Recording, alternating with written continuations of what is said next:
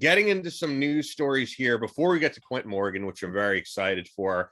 The first of which, so I was actually just hanging out around here, and I looked at my cell phone probably last week, and it was Richard Osthoff, who we had on the show. You weren't on there for that episode, but the Navy veteran, I know you remember the story, who basically got screwed out of money for his dogs, for his service dogs charity by a guy who was going by the name of Anthony DeVolder at the time, according to him, who we now know is Congressman George Santos. So he was actually excited to text me that George Santos has been charged by the Justice Department in a federal probe.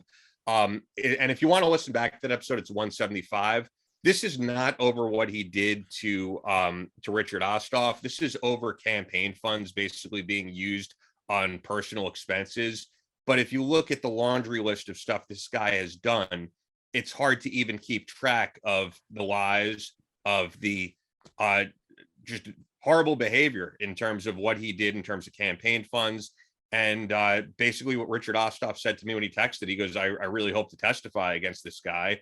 And I think because of the amount of stuff that's out there, people forget the magnitude to which some of these offenses are. This isn't just, the stuff that you've seen that he dressed as a woman and all this crazy stuff and changed his identity. He also screwed people out of a lot of money. And I think it's just over politics, the fact that he's even still in office. And for those who don't know, he's my congressman. I personally voted for him. I know plenty of people voted for him, and a lot of people want to see him out of office. And the only reason he's not out of office is over politics, I would say. And I hope the truth comes out, and I hope we get this guy out of there. Well, it sounds like it is. And for those that I don't think you mentioned it, for those that didn't listen to the Richard Osthoff episode, he's a Marine, former Marine, right? Navy. No, I'm sorry, Navy. And screwing veterans over for money, that's probably one of the lowest things. That's like that's worse than taking kids' lemonade stands money when you walk by and you swap their cup. That's just horse shit. Pulling on heartstrings and working on people's empathy to take money from veterans. But it's it. But that's politics. Both sides. It's terrible. It's terrible how it is that if you lie and you connive and you misrepresent, you're going to get elected. And that's both sides. I think George Santos learned from his competitors, because everybody that lies and says horrible things and gives money to foreign entities and embezzles and launders, you could become president of the United States doing that. Look. Yeah, I don't think anyone did anything to the magnitude of Santos, though, in terms of having like a different name, a different identity, and basically being a lifelong criminal. His entire background is fake in terms of I think there's plenty of politicians. What job he had. I think there's plenty of politicians that are lifelong criminals out there, brother. Forgive me, but I try to listen to funny people on both sides of the aisle if I listen to stuff when I'm driving, and I do. I'll listen to. I think Ben Shapiro's hilarious, even though I don't agree with his shit. I think Bill Maher is hilarious, even though I don't agree with his stuff. And I did listen to something where Bill Maher did a monologue about George Santos. I was listening to it on my car. I was driving, and that's where I pulled that from. It was hilarious, and he hit it right on the head. It's like, hey, look how he got elected. Republicans. He did the exact same thing the Democrats have been doing. The Democrats for years, that's how they get elected. And it was essentially, listen to it if you can find it. It was really funny, but he was spot on. He's like, he lied, he connived, he misrepresented, and he got elected. Well, guess who's been doing that for years? And for those who don't know, who doesn't know out there, Bill Maher is pretty left wing. To say that, hey, look at what he's been doing, he just pulled that playbook out from the Democrats. It's spot on. But that's what I'm saying with that, though, is look how far we've come and how much we've fallen, is that we elect people that lie and misrepresent and are thieves and criminals. And that's who is in charge of our country. And that's pretty freaking sad, man. That's how I got out of Bill Maher's talk. And that's one thing with Bill and even Shapiro, at least they're far on both sides, but they will call their own parties out every once in a while. And they do nail it right on the head. And I think he did. And the only reason I'm saying is because we were talking about George Santos the week before, and then it just popped on when I was driving to Houston to do a speaking event. And for him to say, I was like, well, you know what? He's right. Holy crap. What kind of a country are we in that we're just electing people with no ethical values and no morality? But looking back, I think we've been doing that for quite a few years now, brother. So but the problem is, I don't blame, I could tell you as someone, once again, who admittedly voted for him, I don't blame anyone who voted for him because he completely misrepresented his background. At this point, I blame I actually would say blame the Republicans for not getting this guy out of office completely over politics. Yeah. And you guys who listen will notice this. And this, I worked at Newsmax for several days. So, and I've worked in other parts of media. But here's the truth, man. And you guys could look this up and fact check me. I think we're the only right-leaning, I guess you would say, right. We're not politics, whatever. We're not left-leaning. We're the only podcasts like ourselves, or even news program or something, that covered the Santos thing. It wasn't covered on Newsmax. It was barely covered on Fox News. Why? Because he was Republican, and because it's like, we need these votes. And I could talk about this now because it's been a long time. Like, while I was looking for other work prior to working for Newsmax, I did apply to work at Project Veritas. I love the work that Project Veritas does in terms of uncovering corruption. I think they do tremendous things. However, they only target one party. I've never seen them go after Democrats. Yeah, go after Republicans. And so I just think it's a shame, man. And I could tell you, Richard Osthoff, great guy. He'd be willing to go on any program. He wants to get the word out there about George Santos. And the only outlets that will book him are left-wing media outlets. Except for us.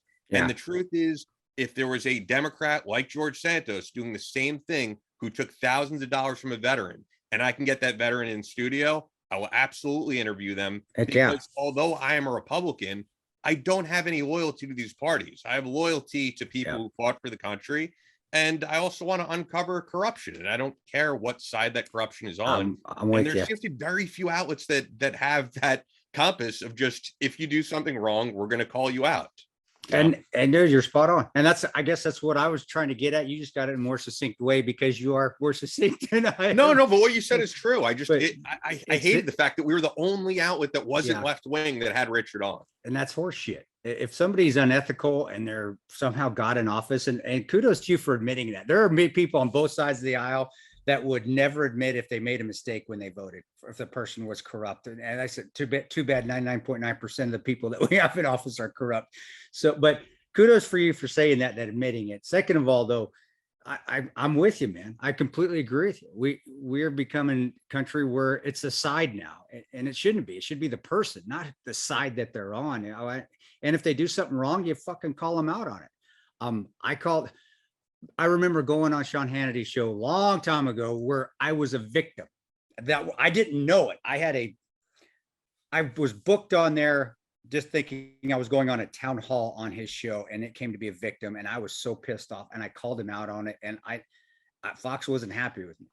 And because you're not using my story to be victimized to help promote and get somebody elected over somebody else. It pissed me off. And that's again, so I started to see behind the curtain. But with what you're talking about too, is that road that we had on, and you had me on to do that, you're trying to push me to the right side. And it honestly pushed me farther away from them. I saw the unethical behavior they were doing as well. And then with the things with George Santos now, and then things with other politicians out there where they continue to be corruptible and unethical and criminals. Everybody's got to take a pause and just stop following blindly these political parties and start just seeing the people for what they are. And if there's a Democrat that is unethical, then you don't vote for him. Same with the Republican. Doesn't care which party the side you're on. But if you find one that, if you're on the Republican Party or Democratic Party, and you find somebody on the other side that actually does have some ethics, has a clean background, which is few and far between nowadays, vote for them. That's what we need in this country. We need ethical people, not a political party to be in charge. Because what we've seen, and you've seen it, I've seen, everybody out there seen it, is that political parties, their money-making unethical schemes and putting one in power or the other one in power is not good for this country. We've been decimating this country by doing that. But maybe I'm going to fall on deaf ears, maybe both. Yeah, it's Freudian slip there, deaf ears. But I honestly see it that way. And if Donald Trump had left us behind in Benghazi, and I said that on a Fox News show, and they hated it, they pissed him off. I said, if he left us, I would be calling him out right now. I have no allegiance to either party. This is what happened to us. And that's what I said, that actually after the Sean Hannity victimization thing. I was like, don't ever put me on a show again where you call me a victim to pump somebody up, because that's not what I'm here for. If you want Oz or Tig to do that, fine. And I'm not saying they would, because they probably wouldn't either. But I was like, that is just terrible, just being a terrible person. And we're getting away from George Santos. Let's go back to that. I hope you guys get him out of there. I really do, because he's a turd. He's terrible. And it would show a great example for a political party to actually stand up and get one of their own out there because of being unethical, immoral, and just being a criminal. That's terrible. I don't know. What are they going to get him out of there? I guess you tell me. I mean, I think it's up to the Republicans, and the problem is if they get him out of here, out of the seat, it's going to be a Democrat who replaces him. So they don't want to do that. That's what it boils down to. What's the Democrat? Is it an ethical I mean, is the Democrat a good person from what you? I have no idea. You know what I mean? Like, I feel like when we see these people running for Congress, you have to be kind of crazy to run for Congress at this point in time. Who wants to run for Congress? Like, truthfully, I think I would be a good congressman. Would I ever want to put myself through all the crap you have to go through? Absolutely not. I would rather not be involved. You would. You'd be fair.